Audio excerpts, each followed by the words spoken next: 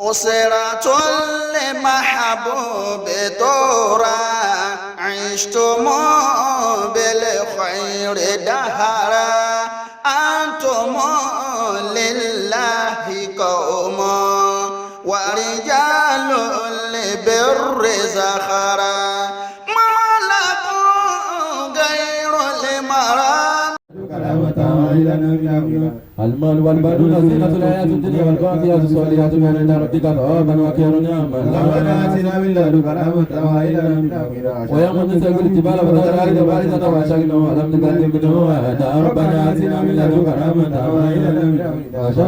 إلى ربك سوف تسألون كما خلقناكم أول مرة فزعمتم أن نجعل موعدا. ربنا آتنا من لدنك رحمة وهب لنا من أمرنا رشدا. ووضع الكتاب فلا الوجوه إلى المشركين من فيه ويقول يا ويلتنا ما لهذا الكتاب لا يكتب كثيرا ولا كثيرا إلا صاعا ولا تعامل ولا ربك يا ربنا آتنا من لدنك رحمة وهب لنا من أمرنا رشدا. وإذ قلنا للملائكة اسجدوا لآدم فسجدوا إلا إبليس كان من الجن فأذاقنا من ربه أفتتخذون وذريته أولياء من دوني وهم لكم عدو وبئس للظالمين. ربنا آتنا من لدنك رحمة وهب لنا من أمرنا رشدا. وما الشمس خلق السماوات والأرض ولا خلق أنفسهم وما كنت متخذ المضلين عضدا. ربنا آتنا من لدنك رحمة وهب لنا من أمرنا رشدا. يقولون نادوا شركاء الذين زعمتم فلا أمر بالكذب ولا وجدنا منهم موافقا.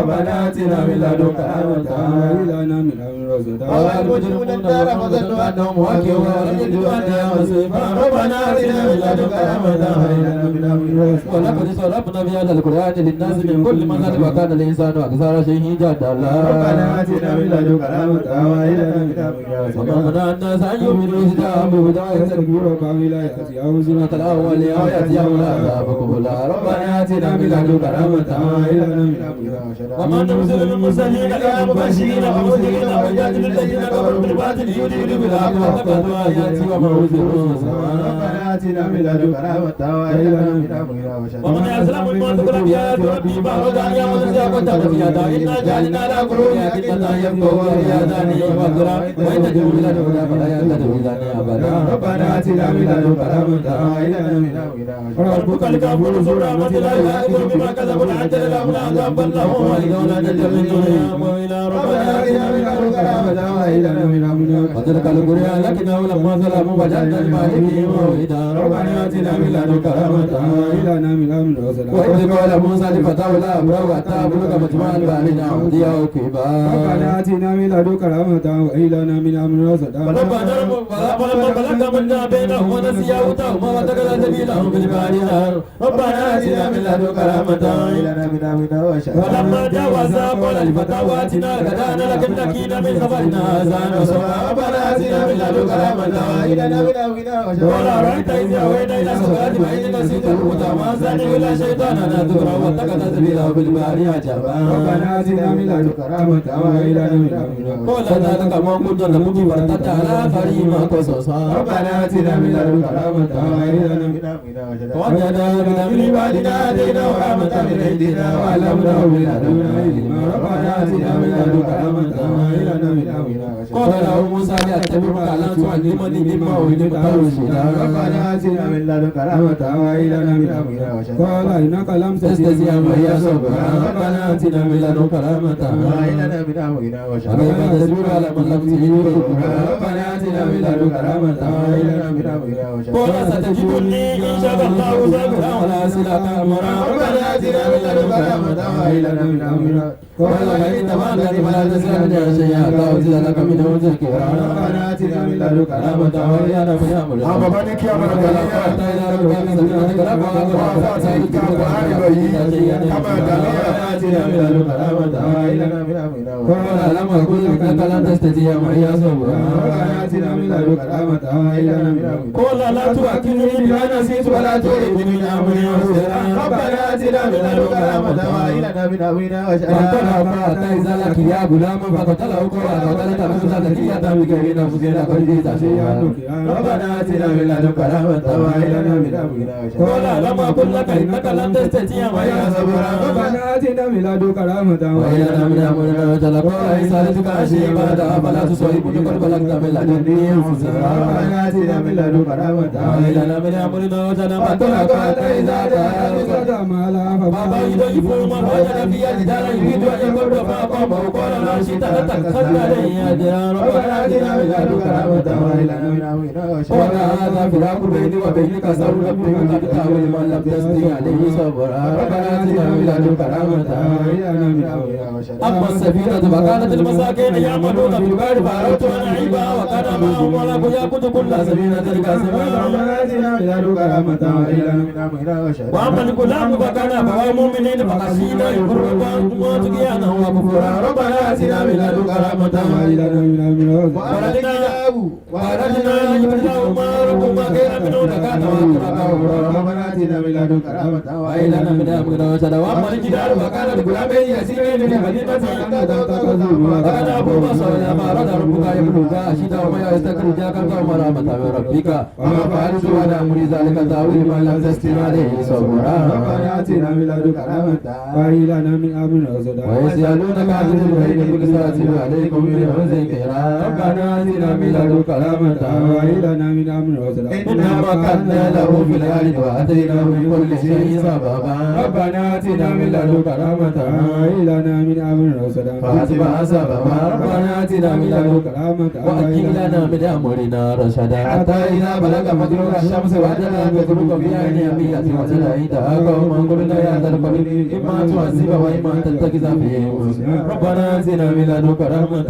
وهب لنا من أمرنا رشدا ولا من ظلم فسوف نعذبه ثم يرد إلى ربه فيعذبه عذابا نكرا ربنا آتنا من لدنك رحمة وهب لنا من أمرنا رشدا وأما من آمن وعمل صالحا فله جزاء الحسنى وسنقول له من أمرنا يسرا ربنا آتنا من لدنك رحمة وهب لنا من أمرنا رشدا ثم أتبع سببا ربنا آتنا من لدنك رحمة وهب لنا من أمرنا رشدا حتى إذا بلغ مجمع الشمس وجد عند قوم لم نجعل لهم من دنيا سترا ربنا آتنا من لدنك رحمة وهب لنا من أمرنا رشدا كذلك وقد جاءتنا بولديه كبرا ربنا آتنا من لدنك رحمة وهب لنا من أمرنا رشدا ثم أتبع سببا ربنا آتنا من لدنك رحمة وهب لنا من أمرنا رشدا حتى إذا بلغ بين السدين وجد من دونهما قوما لا يكادون يفقهون قولا ربنا آتنا من لدنك رحمة وهب لنا من أمرنا رشدا قالوا يا ذا القرنين إن يأجوج ومأجوج مفسدون في الأرض ونجعل لك كرة على أن تجعل بيننا وبينهم سدا ربنا آتنا من لدنك رحمة وهب لنا من أمرنا رشدا قال من مكنني فيه ربي خير فأعينوني بقوة أجعل بينكم وبينهم رجما ربنا آتنا من لدنك رحمة وهب لنا من أمرنا رشدا آتوني زبر الحديد حتى إذا ساوى بين الصدفين قال انفقوا حتى إذا جعله نارا قال آتوني أفرغ عليه كسرا ربنا آتنا من لدنك رحمة وهب لنا من أمرنا رشدا وما استطاعوا له نكبا ربنا آتنا من لدنك رحمة وهب لنا من أمرنا رشدا قال هذا رحمة ربي وإذا جاء وعد ربي جعله دكا وكان وعد ربي حقا ربنا آتنا من لدنك رحمة وجعلنا من أمرنا رشدا وتركنا بعده يومئذ يموت في بعد وربك في سور فجمعناهم جمعا ربنا آتنا من لدنك رحمة وهب لنا من أمرنا رشدا وقنا جهنم يومئذ للكافرين عارضا ربنا آتنا من لدنك رحمة وهب لنا من أمرنا رشدا الذين كانوا سعيهم في كتاب عن ذكري وقالوا لا يستطيعون سمعا ربنا آتنا من لدنك رحمة وهب لنا من أمرنا رشدا أفحسب الذين كفروا أن يتخذوا بعدي من دونه أولياء إنا أعتدنا جهنم للكافرين نزلا ربنا آتنا من لدنك رحمة وهب لنا من أمرنا رشدا قل هل ننبئكم بالأخسرين أعمالا ربنا آتنا من لدنك رحمة وهب لنا من أمرنا رشدا الذين ضل سعيهم في الحياة الدنيا وهم يحسبون أنهم يحسنون صنعا ربنا آتنا من لدنك رحمة وهب لنا من أمرنا رشدا أولئك الذين كفروا بآيات ربهم ولقائه فحبطت أعمالهم ولا نقيم لهم يوم القيامة وزنا ربنا آتنا من لدنك رحمة وهيئ لنا من أمرنا رشدا ذلك جزاؤهم جهنم بما كفروا اتخذوا آياتي ورسلي هزوا ربنا آتنا من لدنك رحمة وهيئ لنا من أمرنا رشدا إن الذين آمنوا وعملوا الصالحات كانت لهم جنات الفردوس نزلا ربنا آتنا من لدنك رحمة وهيئ لنا من أمرنا رشدا خالدين فيها لا يبغون عنها ولا ربنا آتنا من لدنك رحمة وهيئ لنا من أمرنا رشدا قل لو كان البحر مدادا لكلمات ربي لنفد البحر قبل أن تنفد كلمات ربي ولو بمثله مددا ربنا آتنا من لدنك رحمة وهيئ لنا من أمرنا رشدا قل إنما أنا بشر مثلكم يوحى إلي أنما إلهكم إله واحد فمن كان يرجو لقاء ربه فليعمل عملا صالحا ولا يشرك بعبادة ربه أحدا ربنا آتنا من لدنك رحمة وهيئ لنا من أمرنا رشدا الله مولانا العظيم gbogbo wa ká ní àmín آمين ká ní àmín آمين ká ní àmín آمين gbogbo ẹni tí ó bá gbà pé àdúrà olùgbà kó ní Allahu Akbaru الله أكبر káwó bẹ̀rẹ̀ kan sí الله أكبر akí ọlọ́run ìkẹ́ àti gẹ̀ fún ànábì wa Muhammad صلى الله عليه وسلم gbogbo àwọn ẹni ọlọ́run mọ́sàbà ṣàlékún yọ́nú ọlọ́run fún wa آمين àwọn àgbàlóró àlàáfíà gbogbo ìgbà ọlọ́mọsàbà ṣe fún wa آمين ìdùnnú gbogbo ìgbà ọlọ́mọsàbà ṣe fún wa آمين àlàáfíà gbogbo ìgbà ọlọ́mọsàbà ṣe fún wa آمين wala laqad ja'akum li ilafi salatul fatih. àwọn bàbá wa an-nurul bariz wan-nurul lami' ìmọ́lẹ̀ ńláńlá tí ọlọ́run gbé kalẹ̀ fún gbogbo ayé tí gbogbo ayé ń fi ìmọ́lẹ̀ náà tí wọ́n fi ń mọ̀nà bàbá wa tí a fi tọ̀wọ̀tọ̀wọ̀ àti àpọ́nlé dárúkọ wọn fadilatu shaykh alladhi kana unwanuhu al-ilmu. ẹni tó ṣe pé àdírẹ́sì rẹ̀ mímọ̀ gẹ́gẹ́ àdírẹ́sì tiwọn. mawaibuhu kathiratun. àwọn gíftì àwọn ẹ̀bùn tó lọ́wọ́ fún wọn pọ̀. wa khasaisuhu wafiratun. àwọn gíftì bákan náà àwọn ibi tí bàbá yà sí àwọn kárásítárísítìkì wọn ó pọ̀. bẹ́ẹ̀ni lakinna unwana al-awwal aw unwana al-asasi al-ilmu. ṣùgbọ́n gbogbo bó ṣe lè wù kí ẹ̀bùn yìí pọ̀ tó èyí tó jẹ́ foundation rẹ̀ náà ni mímọ̀. wal-ilmu hadha lahu darajat. ìmọ̀ táwọn wù yìí ó tún wá ní ìpele ìpele. gbogbo wa náà tá a bá ti ń ra àwọn àfa àmọ̀ pé ìpele ìmọ̀ rẹ̀ rí. ìpele ìmọ̀ rẹ̀ rí. àmọ́ bàbá wa wàláhi khassahumullahu bidarajatil ulya. ẹni tá à ń sọ yìí wàláhì ọlọ́run gẹ́gẹ́ fún ara rẹ̀ ló ṣàwọn lẹ́ṣà pẹ̀lú First class. ó wá fi wọ́n sí first class. first class ló fi wọ́n sí. àwọn distinction min gazarati ulumihi látara pípọ̀ mímọ̀ wọn nahtadi. làwọn náà ti ń mọ̀nà láti ń mọ̀nà. ọlọ́mọṣẹ́ àrí wọn pẹ́. amínà ṣàmì dáadáa. amínà bisimilahi. bisimilahi. inna àtúndà fún bàbá wa ọlọ́mọṣẹ́ àrí wọn pẹ́. bisimilahi rahman rahim. inna a'tainaka al-kawthar fasalli li rabbika wanhar inna shani'aka huwa al-abtar. afa ibrahim ọ̀rọ̀ òní pọ̀ òní ìgbọ́mọpọ̀ púpọ̀. ó gbọ́mọ pọ̀ gẹ́gẹ́. a sì á lò ní bọ́lọ̀ ti fún wa. ọlọ́run ló fún wa. inshallah. amínà. lábẹ́ pé a ṣe àdúrà fún bàbá wa radiyallahu eléyìí tí ta'ala. wọ́n gbé kalẹ̀ fún wa ní ojoojúmọ́ ọ̀sọ̀ọ̀sẹ̀ oṣooṣù ọdọọdún a lè jẹ́ tán. Radiyallahu ta'ala. Suratul Kahfi tí wọ́n ṣe ìtìyàrú ẹ̀ fún wa ká yìí. ṣẹ̀ṣà rẹ̀ pé ká máa ṣàlàyé yìí. èyí tí Ọlọ́run fi mọ̀ wọ́n nípa rẹ̀ pọ̀. èyí tí wọ́n kà nípa rẹ̀ pọ̀. òun náà fi ní lóṣooṣù bá ti máa ṣe. Ànábì Muhammad sallallahu alayhi wa sallam. Ànábì man qara'a Suratal Kahfi. ẹni bá ka Suratul Kahfi ẹ̀yà kẹ́yà. usima min fitnati dajjali. ẹni tá à ń sọ yìí wọ́n sọ kúrò níbi wàhálà dàjáàlì tí ó dé nígbẹ̀yìn ayé. ẹni tí inú rẹ̀ bá dùn kó ní alhamdulillah. alhamdulillah. àti wọ́n ń ka lóṣooṣù. bàbá gbé kalẹ̀ pé gbogbo ìran tí ń jẹ́ dajjali wa ma ya'ti bihi min al-alwani gbogbo ìméjì tó lè mú kó mú wa Ọlọ́run máa là wá máa là wọn ọmọ wa máa là wọn aya wa amina. àìsàn wa gbàgbọ́ Ọlọ́run ti bẹ́ẹ̀ kó ní Allahu akbaru. Allahu akbar. ilé bàbá wa ọlọ́mọdé dókòkò Àmín. ọlọ́mọdé dahoro. Àmín. ní kíákíá kí a máa mú àdúrà náà bọ̀. owó àdúrà pé Ọlọ́run ti gbàdúrà wa. torí pé òní yìí òní tí a gbádùn púpọ̀ ni. bẹ́ẹ̀ni. àwọn ẹni tí ó kọ́kọ́ dé bíbá yìí. Radiyallahu ta'ala. Allahu akbaru. Allahu akbar. Afa Ibrahim. Radiyallahu ta'ala ankum. waltuf. والطف بمولاي نجلي مالك ربينا سيدي سعادة والطف بمولاي نجلي مالك ربينا سيدي سعادة وحفظه يا ربي من شروره وكيموا بالشرف في غصانه والطف بمولاي نجلي مالك ربينا سيد آمين سعادة طول إلهي حياة شيخي آمين. بالأمن والخير والسلام والطف بمولاي نجلي مالك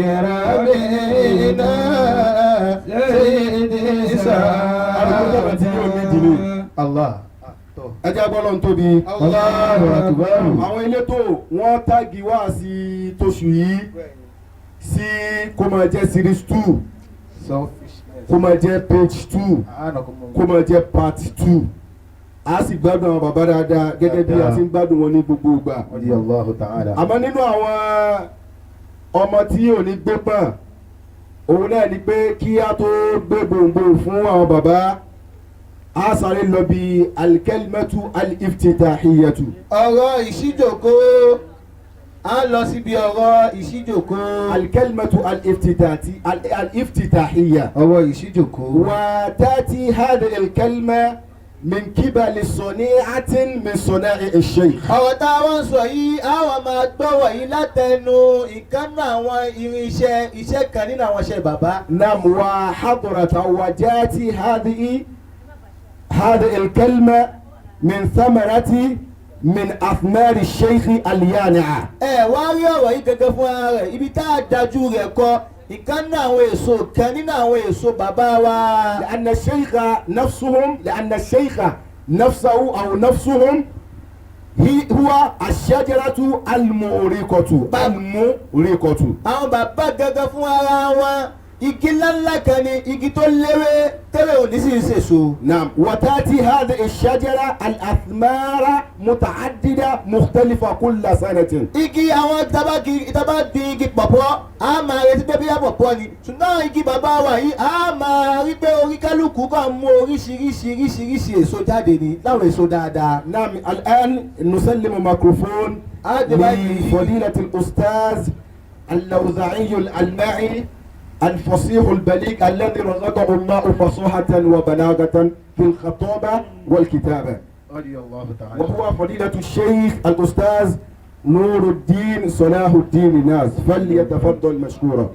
والطف بمولاي نجلي مالك ربينا سيدي آمين والطف بمولاي نجلي مالك ربينا سيدي آمين طول إلهي حياة شيخ بالأمن والخير والسلام وفسح يا ربي من شرور واكرمه بشرف في الرسالة هناك ربي أرجوه دوما في كل آل كسر ودادي لا مانع فيما قد قضيت ومنني على الشيك زاهمادي أستغفر البر ذرافي وهو الرحيم على العبادين والذنوب لا يدين مالك ربنا سيد سادا. أعوذ بالله من الرزايا وكل شيطان عب البلايا. بسم الإله خالق البرايا الغافر الذنوب والخطايا، ثم صلاتان مع التحايا على النبي صاحب المزايا صلى الله عليه وسلم. أعوذ بالله العظيم وبوجهه الكريم وسلطانه القديم من الشيطان الرجيم. بسم الله الرحمن الرحيم وبه نستعين. الحمد لله gbogbo ọpẹ́ t'Ọlọ́run Ọba ni الذي حرم لنفسه ظلما. Ọlọ́run Ọba tó lágbára láti ṣe gbogbo nǹkan tó bá wùn, àmọ́ wá kọ̀ fẹ́mi ara rẹ̀, ó ṣe eléwọ̀ fẹ́mi ara rẹ̀. Kí ni àbòsí? بقوله سبحانه وتعالى في حديث القدسي، pẹ̀lú ọ̀rọ̀ rẹ̀ tó ń sọ látẹnu Ànábì wa Muhammad nínú hadith al-Qudsi wípé يا عبادي ẹ̀yin ẹrú mi, إني حرمت الظلم على نفسي وجعلته بينكم محرما فلا تظلموا. èmi Ọlọ́run Ọba, ẹ̀yin ẹrú mi, èmi Ọlọ́run Ọba àlékè ọlá tí mo dá yín, mo ṣe léèwọ̀ fẹ́mi ara mi pé kí n ṣàbòsí fẹ́yìn kọ̀ọ̀kan nu yín tí mo dá. Nípa bẹ́ẹ̀ ẹ̀yin náà ó déèwọ̀ fún yín kẹ́ ṣàbòsí láàrin ara yín. صلوات الله وسلامه على حبيبه ونبيه ورسوله القاهل. ìkẹ́ Ọlọ́run Ọba orí àjẹ́ǹjẹ́ tó ìkẹ́ Ọlọ́run Ọba orí àjẹ́ǹjẹ́ tó Ọlọ́run Ọba kó máa bá òjíṣẹ́ rẹ̀, kó máa bá olólùfẹ́ rẹ̀, kó máa bá ẹni tó fi ń nífẹ̀ẹ́ sí jù, ẹni tó ń sọ nínú ọ̀rọ̀ rẹ̀ wípé الذي وصفه الله في كتابه العزيز. ẹni tí ẹrú rẹ̀ yìí, olólùfẹ́ rẹ̀ yìí tó ṣe wípé Ọlọ́run Ọba tó dá fún ara rẹ̀ ló ń ròyìn rẹ̀ nínú ìwé rẹ̀ tó lápọ́nlé wípé بعد الاستعاذة والبسملة lẹ́yìn ìgbà tá a wá ṣọ́ نون والقلم وما يسترون ما أنت بنعمة ربك بمجنون فإن لك لأجرا غير ممنون فإنك لعلى خلق عظيم. صلى الله عليه وسلم. فإنك لعلى خلق عظيم. ẹni tọ́lọ́run bá ń ròyìn fún wa nínú Al-Qur'ani wípé dájúdájú ìwà nẹ́bì, ìwọ lẹni tó fi ń dáa jù níwà, ìwọ lẹni tíwà rẹ̀ fi ń dáa jù. سيدنا مولانا محمد بن عبد الله Ànábì wa Muhammad lẹni tá à ń sọ àlékún kẹ́ Ọlọ́run bá kọ́ mọ́ta yẹ kó máa bá a. وعلى آله àtàwọn aráalé rẹ̀, وأصحابه àtàwọn ìjọ rẹ̀, وكل من تمسك بعدل هدايته àti gbogbo àwọn tó jẹ́ kí iṣẹ́ jíjẹ́ rọrùn fún, àti gbogbo àwọn tí wọ́n di ọ̀nà mọ́ wọn mú. إلى يوم يرث الله الأرض ومن عليها. kí ìmọ̀nà yìí kó máa bá wọn títí di ọjọ́ tọ́lọ́run Ọba yóò jogún ilẹ̀ àti gbogbo nǹkan tó wà lórí rẹ̀ àti gbogbo nǹkan tó ń bẹ nínú rẹ̀. رضوان الله عن جميع أولياء الله كافة. ìyọ́nú Ọlọ́run bá kó máa bá gbogbo àwọn wàlí Ọlọ́run bá pátápátá. وعلى رأسهم فضيلة الشيخ العالم الرباني ní àdáyanrí rẹ̀ kó máa bá bàbá wa ẹni Ọlọ́run bá nì. نور الأكوان ìmọ́lẹ̀ gbogbo àyè pátápátá. غوث الزمان olùrànlọ́wọ́ àwọn ìgbà bákan náà. سر من الأسرار. àṣírí kan, agbára kan nínú àwọn àṣírí ni bàbá ní tá à ń sọ. خير خلف لخير سلف. ẹni tó ṣe wípé ta bá ń wá àwọn ẹni tó ti lọ, bàbá yìí náà ni anita lè fi ṣàpèjúwe àwọn ẹni tó ti lọ. ورث جميع أخلاق الفاضلة من جميع الأولياء السابقين. kí ló dé tó fi rí bẹ́ẹ̀? òun ni wípé wọ́n jogún gbogbo àwọn ìwà ọlápọ̀nlé, gbogbo àwọn ìwà yìí látara àwọn bàbá tá à ń gbọ́rọ̀ yìí wọn, gbogbo àwọn ànábì Ọlọ́run pátápátá ni wọ́n mú wa wọn. وذاك منقذنا فضيلة الشيخ مقدم محمد رابع أديباي عبد الملك radiyallahu ta'ala anhu. أدام الله حياته Ọlọ́run bá bá ní jẹ́ kí n bàbá gùn pẹ́pẹ́ fún wa. ودولته معه. ìgbà wọn dáúlà wọn ìjọba ọlọ́mọ ayé kò máa lọ bẹ́ẹ̀. لقد جاءكم ليلة في صلاة الفاتحة هدية لشيء. ياكم رسول من أنفسكم.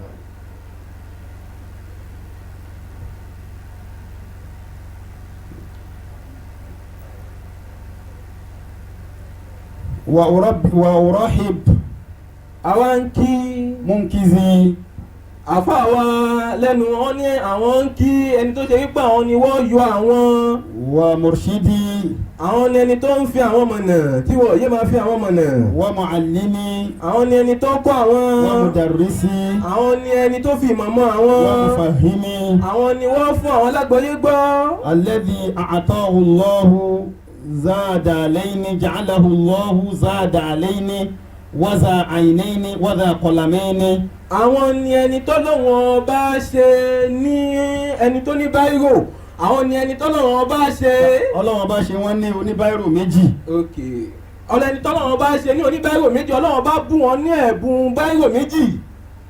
wọ́dà àìnẹ́yìnì. ọlọ́wọ́n bá tún fún wọn ní ojú méjì ìríran méjì.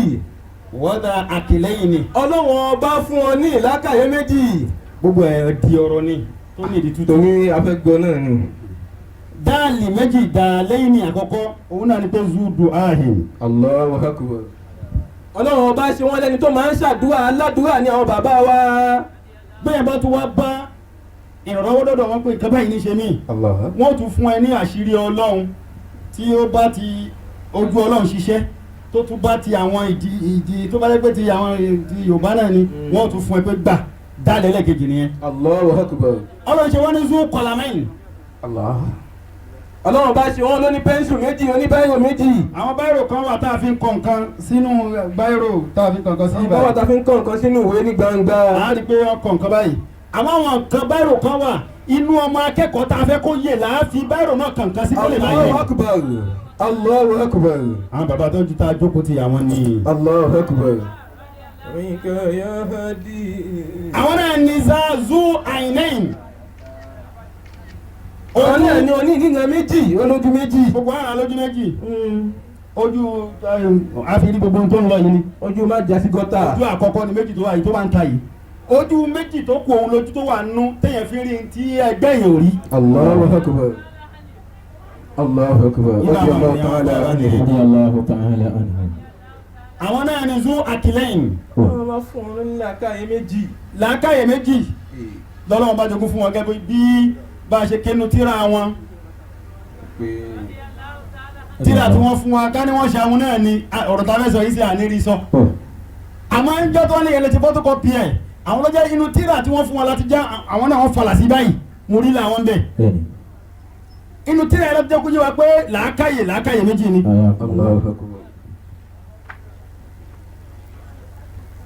làákàyè àkọ́kọ́ àlà akilul garizi kí ni mo pè é. akilul garizi. ẹlẹ́ẹ̀kejì òun náà ni àlà akilul asli. àlà akilul asli. àwọn wọn fún bàbá wa ní làákàyè méjèèjì. Allahu akbar. akilul garizi òun náà ni akilul asli. akilu ẹlẹ́ẹ̀kejì ni akilul muqtasab. ní ìgbọ́n. akilul muqtasab. lọ́wọ́ nutira tó ń pè ní qimatul akli fil islam. ọ̀rọ̀ tí mo sọ yìí ń bẹ̀ òun sọ̀rọ̀ orí ó sì dọ́dọ̀ yín kò ní kú. akilu alákọ̀ọ́kọ́ làákàyè àkọ́kọ́ òun náà ni làákàyè tó jẹ́ làákàyè ìpìlẹ̀ òun náà ni akilul asli tọ́lọ́ wọn bá dá mọ́ gbogbo ẹ̀dá ni ó máa lò gbogbo àná lánìí ọlọ́run jogún fáwọn bàbá wa wọ́n ní. ẹlẹ́ẹ̀kejì ni yìí tí ẹ pé èèyàn ṣiṣẹ́ mọ̀ báwo ni ẹ ti ṣiṣẹ́ mọ̀ òun náà ni pé èèyàn ka tírà àwọn àgbàlagbà á gbọ́rọ̀ àwọn àgbàlagbà á ní àwọn ìkàyàtì lọ́wọ́ á ní àwọn rìwàyàtì lọ́wọ́ àwọn dìràyàtì yóò wá kún tí ó máa fi sọ̀rọ̀ ọmọ ni ṣé ẹ̀dá náà lẹ́ni tó ń sọ̀rọ̀ yìí tí ń sọ̀rọ̀ àwọn tó bí ọgbọ̀n ogún ọdún sẹ́yìn ó dẹ̀ mú ọ̀rọ̀ wọn wá gẹ́gẹ́ bẹ́ẹ̀ nípò wà ń bẹ̀ ọlọ́run jogún fáwọn bàbá wa yìí àwọn bàbá wa sheikh mabu ọlọ́jẹ́ kẹ́mi yóò kún fún wa zalika sheikhi wa mawlaya fadilati sheikh muhammadu al-adi رضي الله تعالى عنه بن محمد رابي رضي الله تعالى أديباي عبد الملك رضي الله تعالى المحبوب أدام الله حياتكم. آمين. هذا لمنقذنا هذا لمخرجنا من غفلة والردى في كل أزمان. هذا لمنقذنا هذا لمخرجنا. àwọn tí wọ́n ń yọ àwọn ọmọ akẹ́kọ̀ọ́ tó ń yọ ayé kúrò nínú wàhálà yìí هذا pẹ̀lú àdúrà. لمخرجنا هذا لمخرجنا من غفلة والردى في كل أزمان. gbogbo ìgbà lẹ́ni tó bá ń ṣe dáadáa yóò máa bá bàbá wa yín wájú. الله أكبر. ǹjẹ́ tó ń ṣe oúnjẹ tẹ̀sí báwo. wípé ọ̀rọ̀ pa ajọ́ ọmọ ṣé ò pẹ̀lẹ́ nu kọ́ tó bá ti ń ṣe òun láti máa pàdé àwọn kan ẹ̀jọ̀ máa rìn pàdé inú àwọn téèyàn ń pàdé ìrùn wọn bá tó bá lọ. Mahbubu Sharafin. tó bá ti lè pàdé rú wọn máa gbó ìwọ náà ti ń tẹ̀síwájú nù. Mahbubu Sharafin. bàbá wa Mahbubu zo Sharafin. kò síbi tí wọ́n dé tí èèyàn nímọ̀ pé èèyàn dé. الله. ìwọ náà ṣe tẹ̀sí bá a kò ń ṣe oògùn. Mahbubu Sharafin. ṣèbẹ́yìn wà níjọ́ Friday ìbẹ́yìn wà ń bẹ̀. nìṣó. Mahbubu Warrain. bàbá wo sì ṣe oúnjẹ kújẹ. الله أكبر. wọn ṣe oúnjẹ ọkọ wọn balẹ̀ bí àgàbá ni olùgbájú ẹ o oúnjẹ àfa ti wa àwọn àfa ilé àfa àwọn ẹlòmíì lè ṣe o àmọ́ èmi ò gbọ́ rí. Mahbubu Ilmi. àwọn bàbá wa yìí nǹkan tó wá jẹ́ unwanul fadil li shay al-ilm. الله أكبر. ihun tó jẹ́ àdírẹ́sì ńlá tó ṣe pé bàbá wa kà kúnjú òun ni mímọ̀. Haza la shukurani. abayin dúpẹ́ kọ̀kọ̀ abayin dúpẹ́ gbangba. هذا الذي يكفي طلاب مدينة.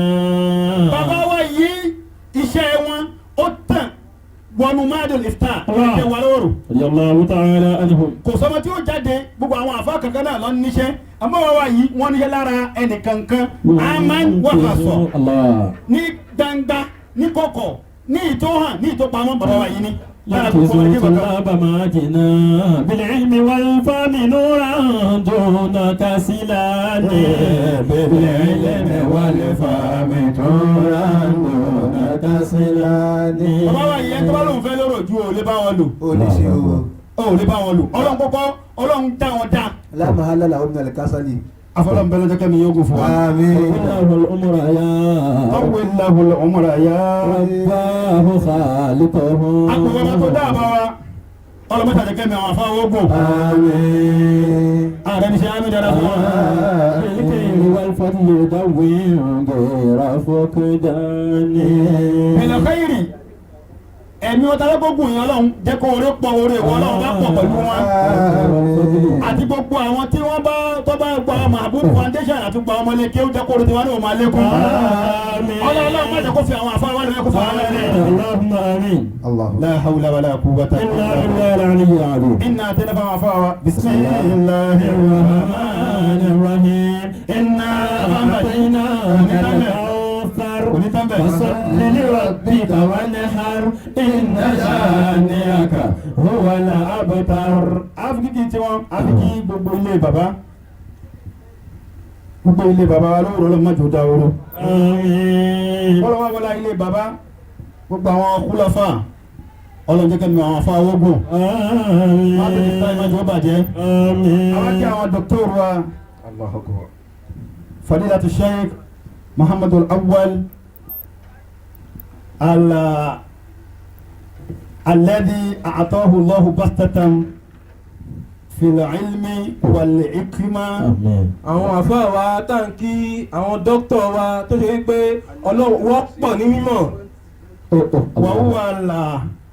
wa huwa alladhi yakhruju min famihi durarun nafiza. الله. àwọn jẹ́ pé gbogbo ìgbà ẹ̀ máa gbọ́ àwọn òru iyebíye lẹ́nu wọn. atallallahu baqa'ahu wa dawlatahu ọlọ́run má ṣàjẹ́ ká rí yín pẹ́ o ọlọ́run fèmí yín lẹ̀ fún wa lò pẹ́ o. baqa'i samawati wal ard. nínú gbogbo àti sọ́mọ́ àti ilẹ̀ bá ń wojú ara wọn. inna ataynaka. bismillahir rahmanir rahim. أعطيناك الكوثر فصل لربك وانحر إن شانئك هو الأبتر. Aki gbogbo àwọn alfa pátápátá tí a jẹ́ ọmọ kí ó fọ́ra wọn àbá Aki gbogbo Mahbubu foundation Aki àwọn al-Mahbub àfi wọn kí gbogbo àwọn obìnrin radiyallahu ta'ala anha Aki gbogbo látọ̀rí chairman àfi kí gbogbo ìjòkó al-Mahbub pé ilal amami Masha Allah. Naam. Wọ́n ní àwọn afáwa ní nǹkan tí wọ́n jẹ kù. Wọ́n wá fi lé wa lẹ́nu pé káwa náà kí á rún ní táwọn fi sí wa lára pé káwa náà ká fẹnu rún. Àwọn afáwa lọ́jọ́ ká rẹ́mi wọn lò pẹ́. Àmín. Ní pẹ́ 20 minutes náà péré ni wọ́n fún mi. Ṣáàbọ̀ àmì sí ní ojú bẹ́ẹ̀ lọ. Lákọ̀ọ́kọ́ ọ̀rọ̀ wọ́n ní self interest. Wọ́n ní ká wá kí ló ń jẹ́ self interest. Àwọn afáwọn ọ̀rọ̀ ti brief wa lórí ẹ̀ wọ́n sì sọ̀rọ̀ kúnlẹ̀ lórí ẹ̀. Àmọ́ lẹ́ni ibi tó ti tọ́jú kó sínú ẹ̀lẹ́mí náà kàn ti gbé fẹ́rẹ́ níkọ̀ ná fẹ́rẹ́ lórí àti máa wá kí ó máa lókè lọ́dọ̀ àwọn afáwọn wa ó lágbára púpọ̀ díẹ̀. Nǹkan táwọn oníkéwú tó ń pè ní self interest òun náà ni nàfọ̀ọ́yà kí ni mo pè é? An-naf'iyya. Òun náà ni kí ó jẹ́ àǹfààní tèmi nìkan àǹfààní tèmi nìkan kí lè jẹ́ tèmi nìkan èmi nìkan ní àlùgbọ́dọ̀ máa jẹ́ èmi nìkan ni kò máa gbọ́ èmi nìkan ni kò máa rí èmi nìkan ni mo fẹ́ ṣe èmi nìkan ni mo fẹ́ jẹ́ nǹkan tó ń pè ní self interest nìyẹn ọ̀dọ̀ àwọn àfáà wa dá sí Na'am. kí ló wí.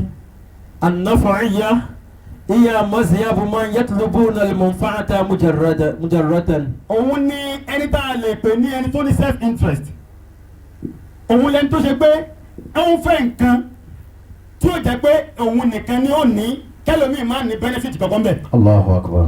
Orí tara ẹ̀ nìkan òun ní dùn kò dùn tó rẹ́rẹ́ lẹ́nu. Allahu akbar. والوصول إلى مراد من غير تعب أو جهد أو استحقاق بطريقة غيره. Ẹni tó dẹ̀ ní ìwà selfishness yìí lára ìwà self